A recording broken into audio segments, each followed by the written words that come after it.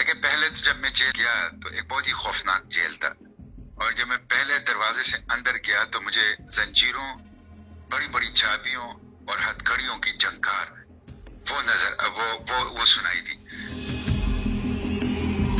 دو چھوٹے چھوٹے کمرے تھے جس کے درمیان میں ایک مربع میٹر کا ایک شیشہ لگا ہوا تھا دیوار میں، اور اس دیوار کے اس طرف ڈاکٹر عافیہ بیٹھی ہوئی تھی۔ اس کی آنکھوں میں درد اور کرب کا ایک سمندر تھا جو واضح طور پر نظر آ رہا تھا۔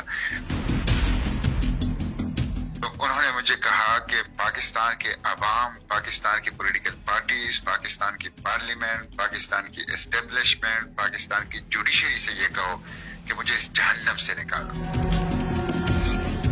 اچھا سینیٹر صاحب، برائے مہربانی یہ بتائیں کہ آپ کی ڈاکٹر عافیہ صدیقی صاحبہ سے ملاقات ہو گئی ہے؟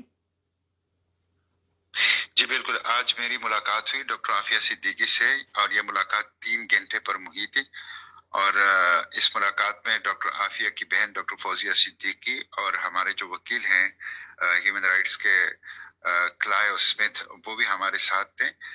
اور اچھا یہ سینیٹر صاحب، ملاقات جو سر ہے برائے مہربانی اگر صرف شروع سے یہ بتا سکیں کہ جب پہلی نظر آپ کی ڈاکٹر عافیہ صدیقی صاحبہ پر پڑی تو وہ کس حالت میں تھی اور کیا پوزیشن تھی ان کی؟ دیکھیں پہلے تو جب میں جیل گیا تو ایک بہت ہی خوفناک جیل تھا، اور جب میں پہلے دروازے سے اندر گیا تو مجھے زنجیروں، بڑی بڑی چابیوں اور ہتھکڑیوں کی جھنکار وہ سنائی دی۔ جو بھی بندہ جاتا تھا اس کے ساتھ بہت بڑی چابیوں کا گچھا، اس کے ساتھ زنجیریں، اس کے ساتھ بڑی بڑی ہتھکڑیاں۔ تو ایک بڑا، جب کوئی بندہ باہر جاتا ہے اور دیکھتا ہے کہ کوئی بھی عملے کا رکن جو جا رہا ہوتا ہے تو زنجیروں کی جو ایک خوفناک موسیقی ہے وہ اس کی آواز اس سے آتی ہے۔ تو ایک تو یہ ماحول تھا، پھر وہ بہت سخت چیکنگ ہوتی ہے، جو اسکریننگ ہوتی ہے، اس کے بعد اس سے پوری اس پروسیس سے ہمیں گزارا گیا، اس پہ تقریباً 30 منٹ لگ گئے، کم از کم 30 منٹ اس کے اوپر لگ گئے۔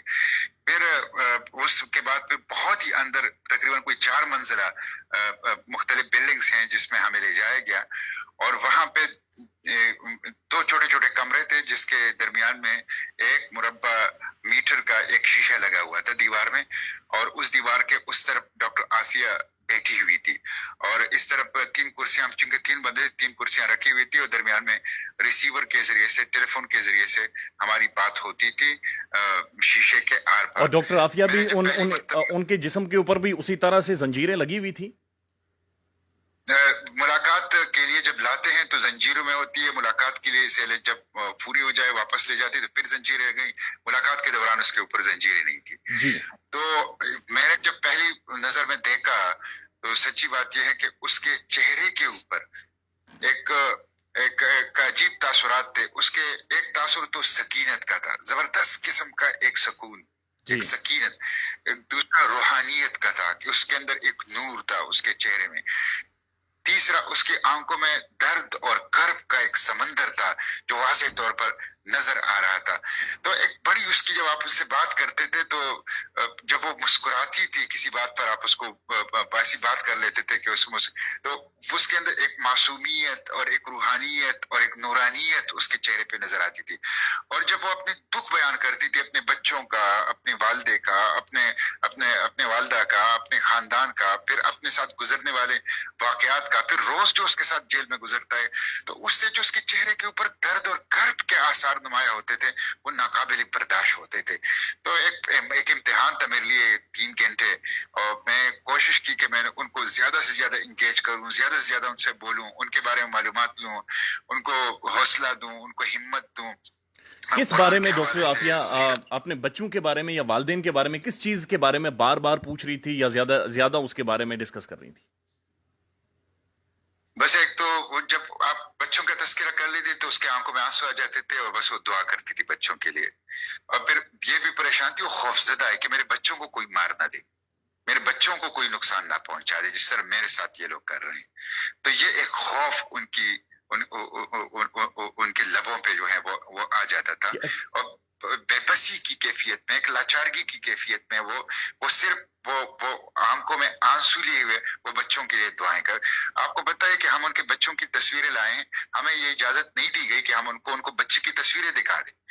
तो आप अंदाजा नहीं कर सकते कि उस किस गर्भ से एक माँ वो गुजर सकती है जिससे वो गुजर रही गुज़िश्ता 20 साल से।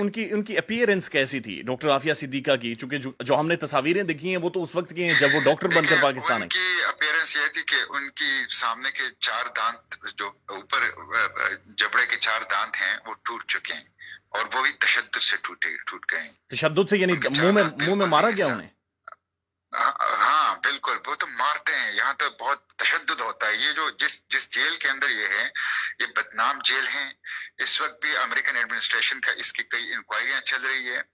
ये सेक्सुअल हैरेसमेंट और रेप के लिए मशहूर है, और इसको जिस पोर्शन के अंदर इस जेल का रखा गया है उसमें इंतहाई खतरनाक कैदियों को रखा जाता है। इसके ऊपर मुसलसल 6 फौजियों की ड्यूटी होती है, इसको जंजीरें पहना के रखा जाता है, इसको मुस्तकिल कैमरों के सर्वेलेंस पे रखा जाता है, और एक लम्हे के लिए भी इसको बगैर ऑब्जर्वेशन के नहीं छोड़ा जाता। तो गैर मामूली एक तकलीफ देह माहौल है जिसमें वो जिंदगी गुजार रही है। तो डॉक्टर सेनेटर साहब, बाहर जो कुछ हो गया, अलकायदा खत्म हो गई, अफगानिस्तान के साथ अमेरिका ने बैठ के मामला ठीक कर लिए, सारी चीजें सॉर्ट आउट हो गई, डॉक्टर आफिया को बाहर के मामला के बारे में कोई इल्म था कि क्या कुछ हो रहा है?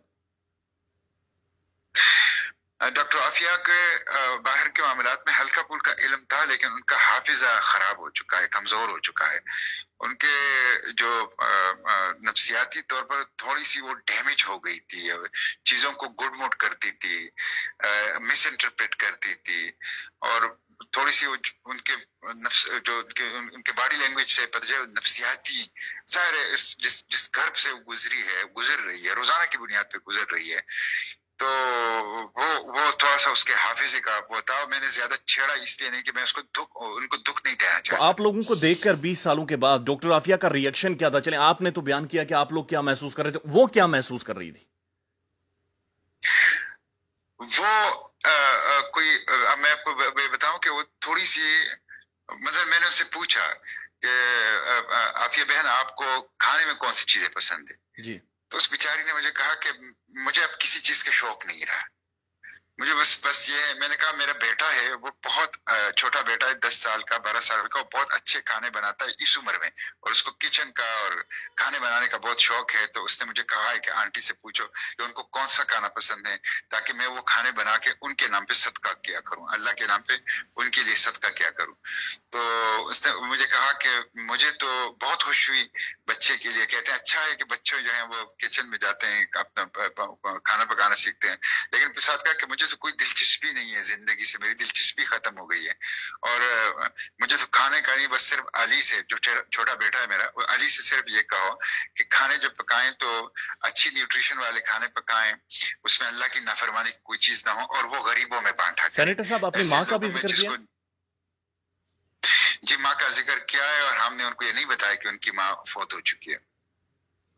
और जब मुलाकात खत्म होने वाली थी तो उस पर जब जो गुड बाय हुआ वो किस नोट के ऊपर हुआ? वो नहीं जाना चाह रही थी। हमें एक दफा उन्होंने इन्फॉर्म किया कि आपकी मुलाकात का टाइम खत्म हो चुका है, फिर भी वो बैठी रही, बातें करती रही। फिर उसके बाद आए, फिर तीसरी दफा जब आए मजबूरन, हमें क्योंकि माहौल ऐसा था, हमने उनसे कहा कि अब बात नहीं कर सकते, अब वक्त खत्म हो गया है। तो हमने पहले रिसीवर रखा, उन्होंने बाद में रिसीवर रखा, और वो देखती रही हमें जब हम कमरे से निकल रहे थे, और हाथ हिला रही थी हमें, और कर्ब की एक कैफियत में थी बेचारी। तो सेनेटर साहब, पाकिस्तानियों के लिए कोई पैगाम, हुकूमत से नाराज हैं, हुकूमत के लिए कोई पैगाम? मैंने उनसे ये पूछा कि पाकिस्तानियों के लिए आप क्या पैगाम देंगी, तो उन्होंने मुझे कहा कि पाकिस्तान के अवाम, पाकिस्तान की पॉलिटिकल पार्टीज, पाकिस्तान की पार्लियामेंट, पाकिस्तान की एस्टेब्लिशमेंट, पाकिस्तान की जुडिशरी से ये कहो कि मुझे इस जहन्नम से निकालो। उसने जब भी उस जेल का तस्करा किया, उसके लिए लफ्ज जहन्नम इस्तेमाल किया कि मुझे जल्द से जल्द जहन्नम से निकालो। सेनेटर साहब, बहुत शुक्रिया आपका। Thank you sir.